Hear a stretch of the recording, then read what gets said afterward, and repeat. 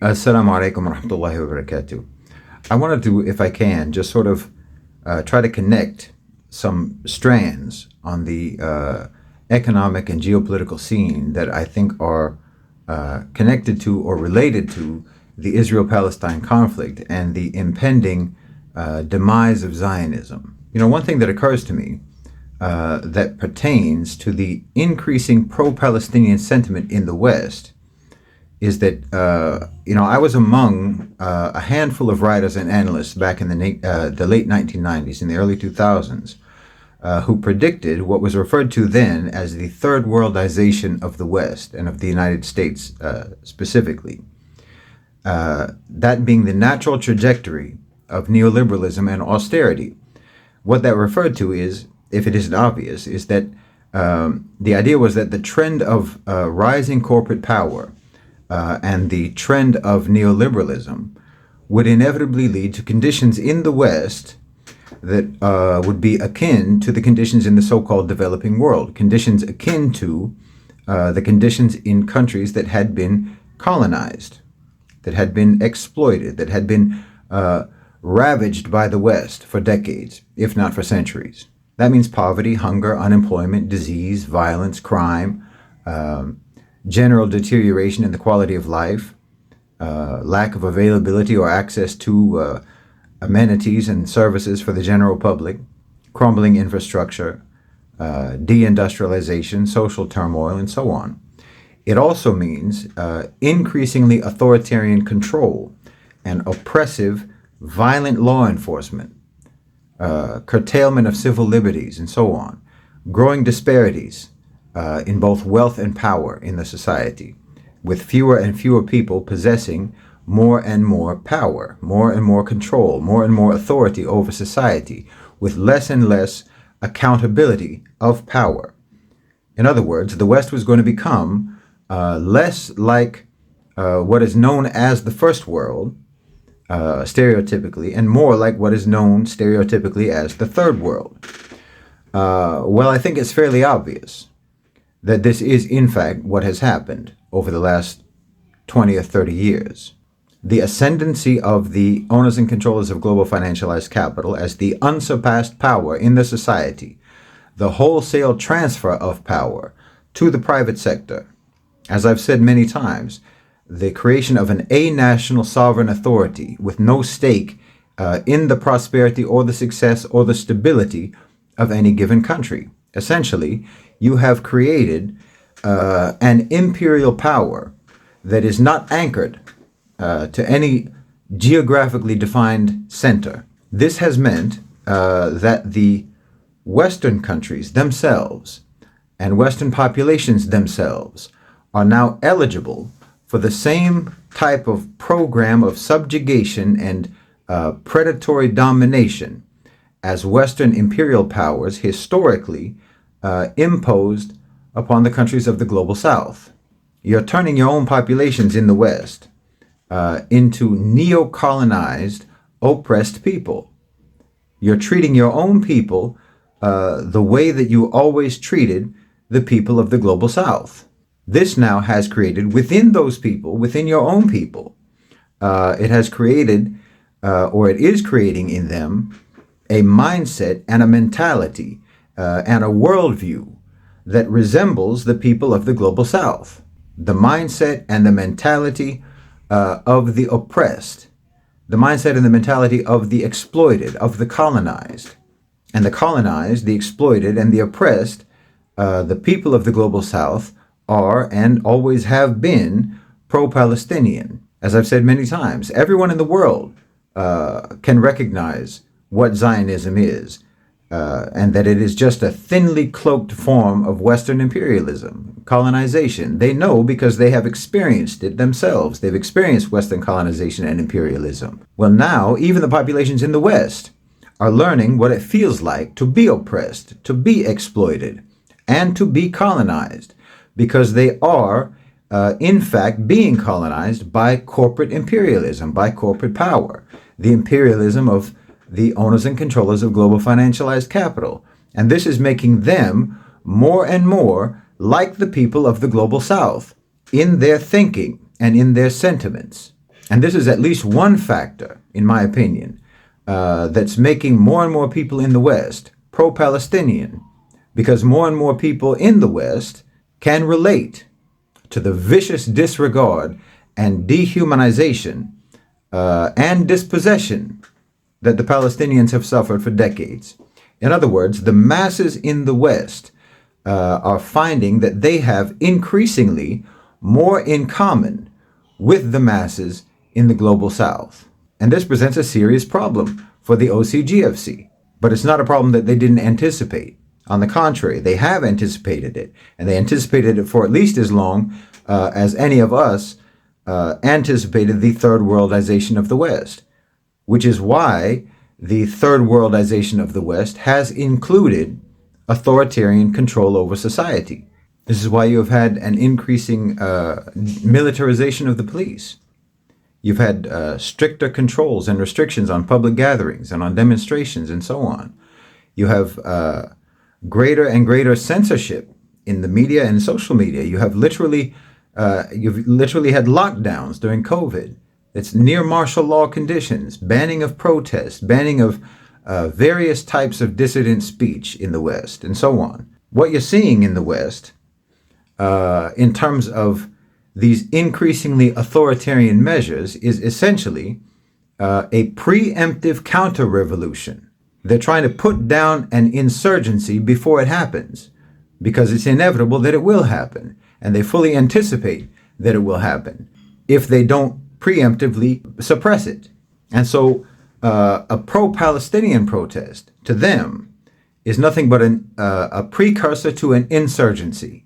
It's a precursor to an uprising against neocolonialism in the West, because the Palestinian cause is an exact and acute expression of anti-imperialism, and it's an exact and acute expression of solidarity with the spirit of anti-imperialism and the spirit of anti-colonialism in the global South.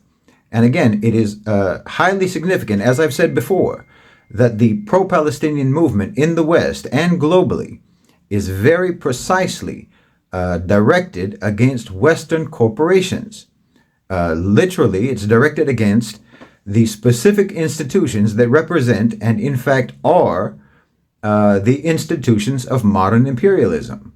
The way the owners and controllers of global financialized capital expected protest and resistance to manifest, I believe, was for it to be directed against governments, was for it to be directed against the state. Directed, in other words, against the facades of power, not against the real entities of power. That has been their expectation, because that's the way it always was. That was their expectation, and that was their hope, that people would direct their grievances at the formal but fake institutions of power. When they direct their grievances against private sector power, this is exactly what the OCGFC have always wanted to avoid. This is exactly what they always wanted to deflect. And they wanted to deflect this type of protest and resistance and opposition by maintaining the illusion of democratic processes and state authority. They want you to focus on the effigies and the puppets who hold political office, because those people are powerless and they're expendable. Politicians are disposable and replaceable. That's their function. They never wanted you to focus on private sector power. They never wanted you to focus on the entities of the empire of capital. So this poses a serious challenge to their power and to their control and to their agenda. You know, no one was ever supposed to even know about BlackRock. No one was ever supposed to know about Vanguard and State Street and so on. But all of this is becoming common knowledge now.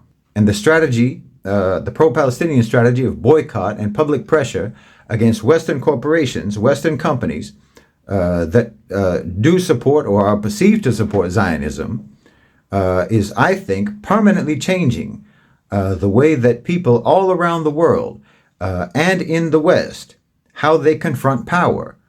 The Palestinian issue is refining the recognition that real power resides in the private sector.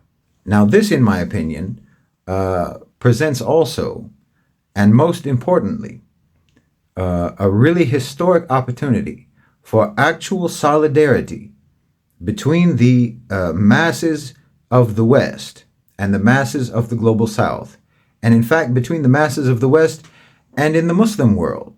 You know, Muslims across the globe have always been, or have always made, a distinction between the common people of the West and those in power. Even though the West has been responsible for tremendous destruction, tremendous violence, and tremendous suffering in the Muslim world. Nevertheless, despite all of this, Muslims have maintained a feeling of goodwill towards the common people of the West.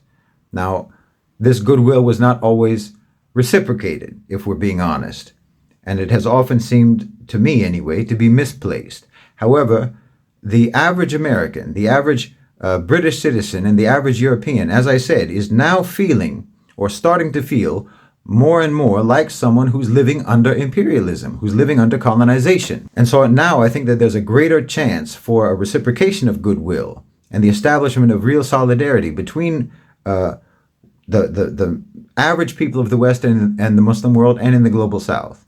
And this can manifest, inshallah, through coordinated strategies. I've said for a long time that Westerners are misguided if they felt, or if they feel, any sense of loyalty or any sense of fealty or any sense of nationalism on the basis of being Westerners, because the truth is the West never cared about them. Most of them, generation after generation, going back from today all the way back for centuries, most of them and their ancestors were serfs, and they're serfs today. Most of them were poor, most of them were exploited, and most of them never had any sort of power in their societies, and they're powerless now, and they're exploited today. Their so-called civilization never respected them, and it doesn't respect them now. So I think that they should align themselves with us. They should align themselves with the Muslims. They should align themselves with the global South. They should align themselves with the global oppressed, with the global colonized, and they should align themselves with the global resistance to imperialism, the imperialism of the owners and controllers of global financialized capital. They should align themselves with the middle nation, the people of the Muslim world and the people of the global South, who are trying to sculpt out a different future than what is being pursued by the new feudal masters of the private sector, the new feudal masters of private sector power, the OCGFC. The global economic and political order is pivoting right now, as I've talked about many times. And when something is pivoting, when something is turning or shifting, it means it's in a delicate state. It's not fixed. It's like that brief moment in a fight when your opponent is shifting his balance from one foot to the other. That's your opportunity. Things can turn in any direction right now. And the deciding factor is going to be what the people do, what the masses do, what the populations do. And it's happening right now. It's happening right now at this moment with Gaza, with the Palestinian issue, and with the global response to the Palestinian issue. As I've said before, Gaza is symbolic. Palestine is symbolic. It's symbolic of a larger worldwide struggle, a worldwide resistance to Western imperial domination. And that resistance is already helping local businesses in the global South and in the Muslim world to flourish. It's already having results as more and more people shun Western companies and brands. And it's already establishing a new approach to conflict in the region and internationally, with a greater emphasis on diplomacy and international coordination, particularly among the BRICS nations and among the Muslim countries. And it's already accelerating the liberation of international trade from the US dollar, which has never been anything but a shakedown. And it's already exposing the hypocrisy of the colonizing powers and their institutions, like the blatantly rigged system of the United Nations and the ICC. And it's already destroying the lies and the propaganda of the mainstream media narratives. And that global resistance movement is wrestling away control over public opinion, the control over public opinion of the mainstream media. And it's already delivering a powerful message to the owners and controllers of global financialized capital that unaccountable private sector power can be and will be and is being held accountable. It's sending a message that corporate power can no longer act like amoral actors on the global stage, and that the people of the world are ultimately more powerful and more important than their shareholders, whether they like it or not. I'm telling you, we're living through a watershed moment, a transformative moment. I've said it many times. Western civilization never civilized. But if the common people of the West align themselves with the civilized world, with the Muslims, and with the global South, and if they have solidarity with us in our resistance to Zionism and to Western imperialism, why the West may yet become civilized. And together, inshallah, we can bring an end to their long, brutal reign of greed, subjugation, violence, and the mindset of profit before people, of profit before morality, and of profit before justice. Jazakumullahu khairan wa assalamu alaikum.